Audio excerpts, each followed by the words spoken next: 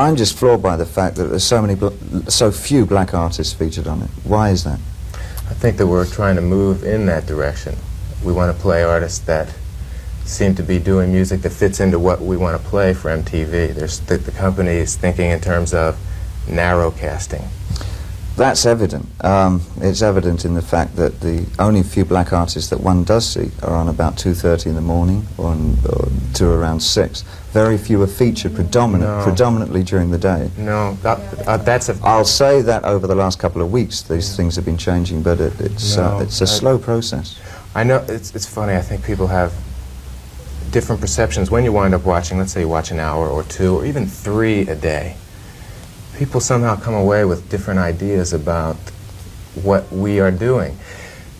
We don't have any kind of day parting for anything, let alone a black artist day parted out of what would be, quote, prime time.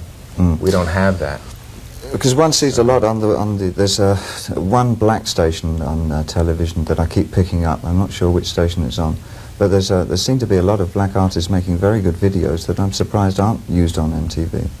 Well, of course, also we have to try and do what we think not only New York and Los Angeles will appreciate, but also Poughkeepsie or Midwest. Pick some town in the Midwest that will be scared to death by Prince, which we're playing, or a string of other black faces. That's and black very music. Interesting. Isn't that interesting? You know, we have to play the music that we think an entire country is going to like, and certainly we're a rock and roll station now.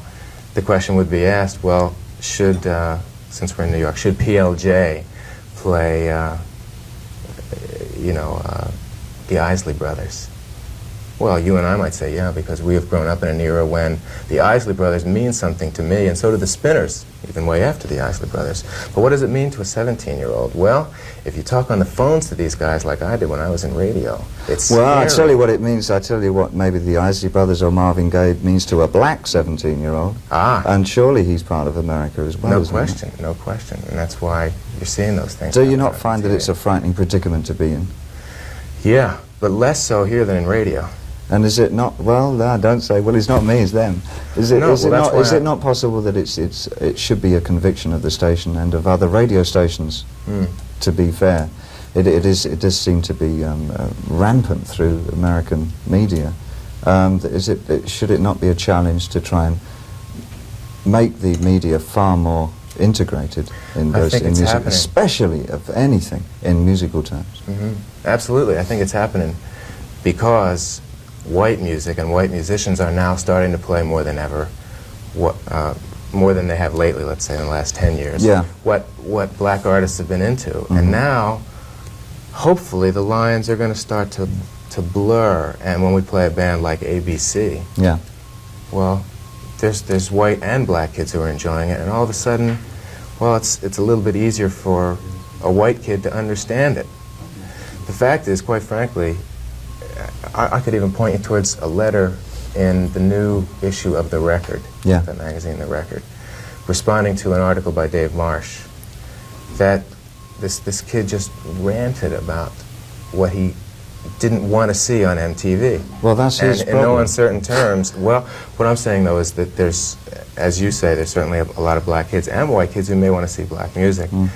There's a ton of them who are, it's not like it was in '67 where you say, yeah, I'm not into that, you know, but you are, yeah. Now it's, you're into that, I don't like you. And that's scary, and we can't just turn around and go, well, look, this is the right way. We can only teach, I think, a little bit at a time. Interesting. Okay, thank you very much. Does that make sense? Valid point? I understand your point of view. Okay. Okay.